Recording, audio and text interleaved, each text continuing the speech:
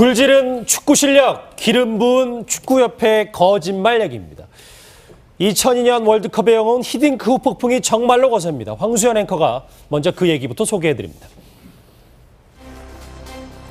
2002년 월드컵에서 대한민국 축구대표팀이 4강에 진출했던 모습 다들 기억하실 겁니다. 당시 감독을 맡았던 거스 히딩크 감독이 이번에 직접 입을 열었는데요. 어떤 형태로든 한국 축구에 기여할 용의가 있다고 밝혔습니다. 히딩크 감독의 목소리 직접 들어보시겠습니다.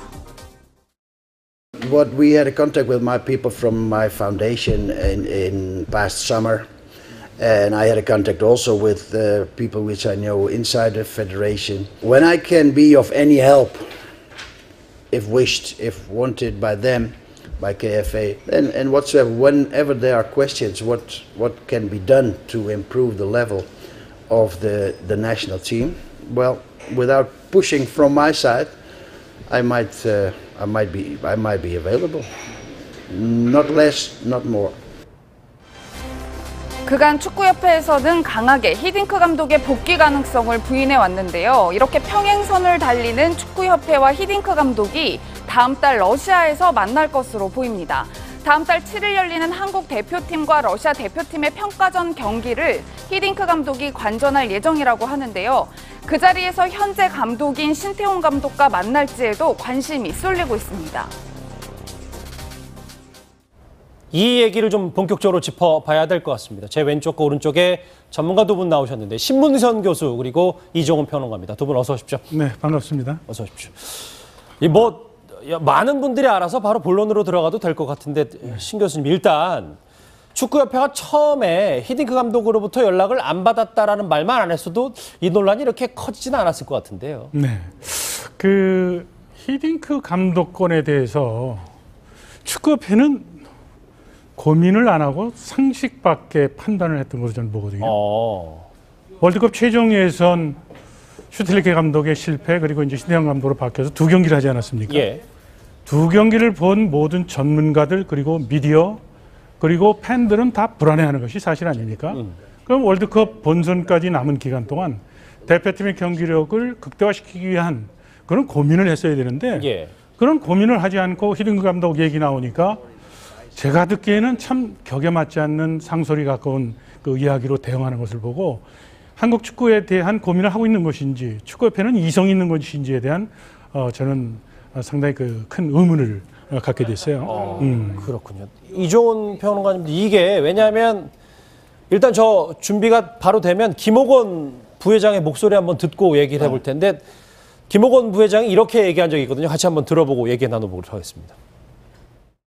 히딩크 감독 입에서 나온 건지 어디서 나온 건지 상당히 좀 궁금하고 그런 이야기가 나온다는 건 상당히 불쾌하기도 하고 또 너무 어처구니가 없습니다.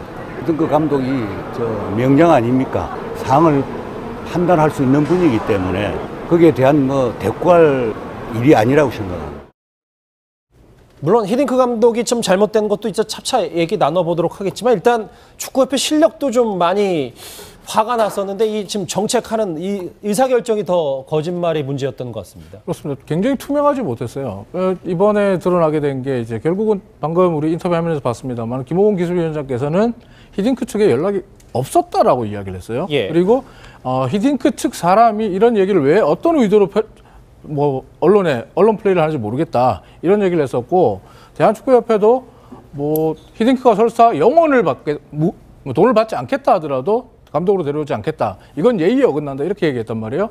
그런데 어제 히딩크 감독 입에서 나온 말은 이미 6월에 슈틸리케 감독이 경질될 당시에 이미 본인은 대리인을 통해서 대한축구협회와 접촉을 했다. 그리고 그 대리인은 김호곤 당시 부회장이죠. 김호곤 부회장에게 SNS 문자도 보냈다. 참 난감합니다. 왜 이렇게 투명하지 않은 행정을 해서 오히려 진실 공방을 키우는지 비난을 초래했다, 자초했다 이렇게 말씀드릴 수 있겠습니다. 예, 교수님 사실 두세 분만 불러다가 이야기 들어봐도 진실이 금방 드러나는 일인데 협회에서는 왜 거짓말을 하고 있을까요? 그 축구협회는 민심을 모르는 것 같아요. 축구협회에 있는 지금 분들은 같이 축구했던 동료도 계시고 선배들도 계신데 예. 그 축구협회는 정치 집안의 사유 재산이 아니잖아요. 그렇죠. 그죠? 예. 그리고 축구는 전 국민의 어떻게 보면 문화적 컨텐츠거든요. 예. 월드컵 최종 예선 내내 저는 저희 대학원생들과 더불어서 경기 분석을 했는데 예. 경기 분석의 각종 지표가 최악입니다. 그리고 신태영 감독이 치른 두 경기도 승점을 물론 2점을 따서 임으로 했으니까요. 본선 티켓은 따긴 했지만 불안한 건 사실이거든요.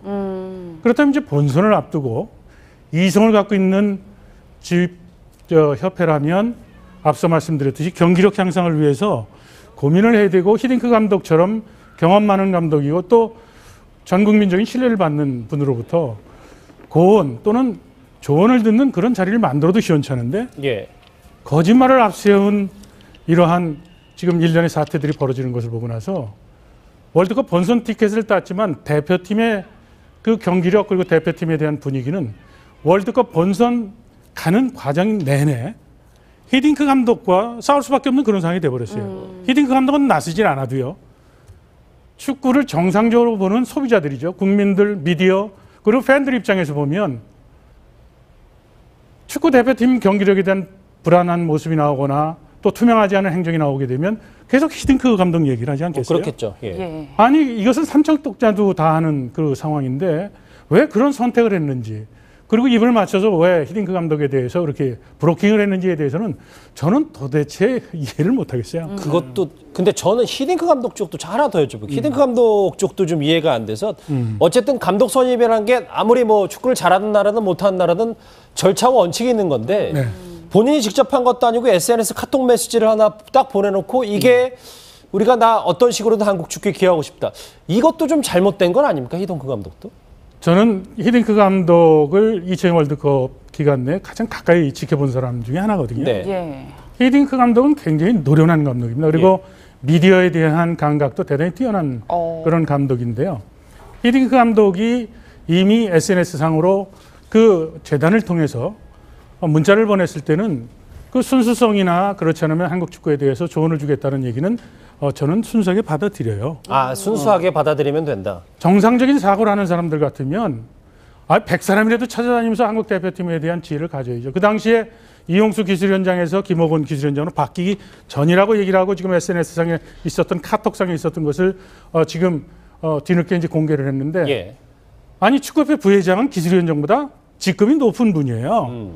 회장단에서 가장 축구를 했던 그 상근 부회장 입장에서 대표팀 경기력에 대해서 만약에 부진하다 그러면 그 당시에 슈틸리케 감독을 경질을 하는 과정에서 고민을 했었어야죠. 차선에 대한 것 그리고 국내파 감독으로 갈 것인지 외국 감독으로 갈 것인지에 대해서 고민을 해서 폭넓은 의견을 수렴을 해야 되는 것도 좀 필요하다고 보고요. 예. 특히 히딩크 감독에게는 감독 뭐 예를 들어서 기술 고문의 이런 문제가 아니라 자 축구가 이렇게 좀 혼란에 빠졌는데 어떤 의견을 가질 것인가 뭐 이런 생각이죠.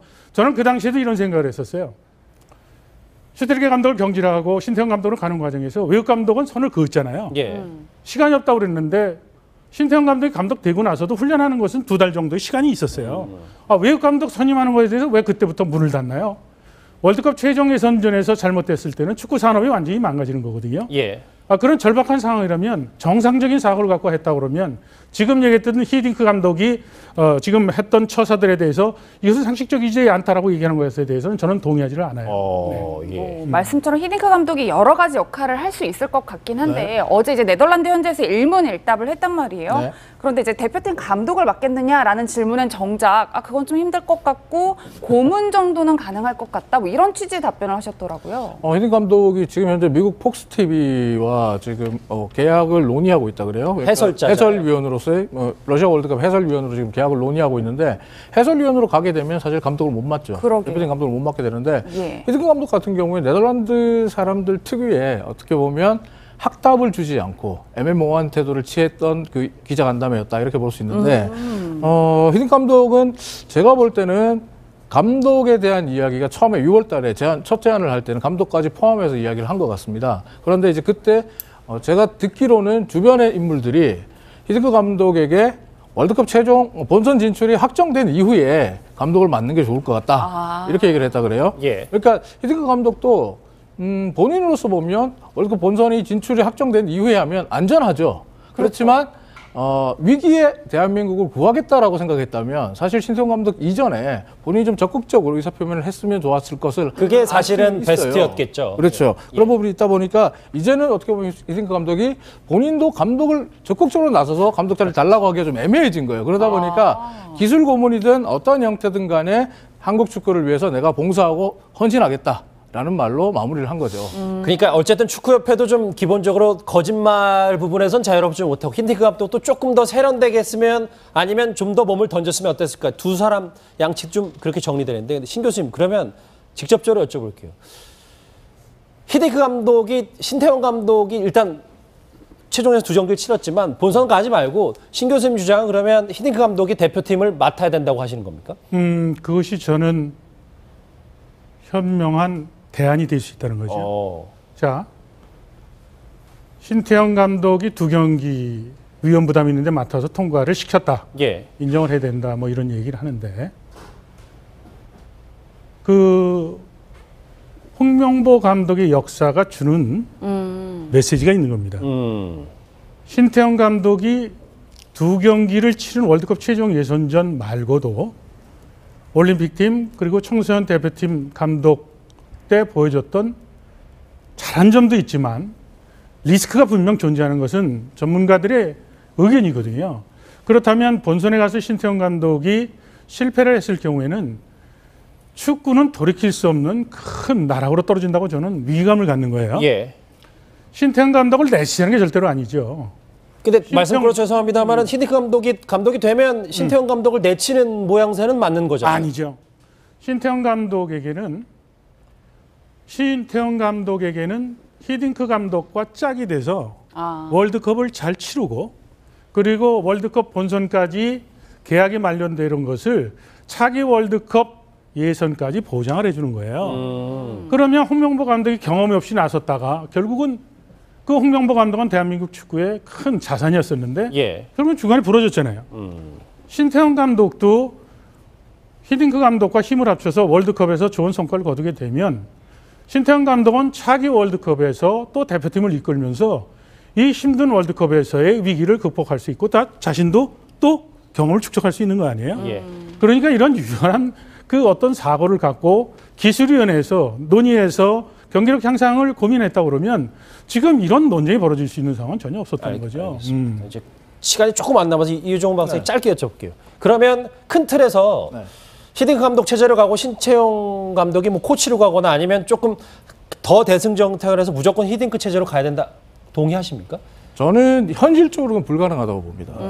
그 우리 신 교수님도 인정하시겠지만 대한축구협회가 그걸 받을까요? 받지 않을 거라고 생각합니다.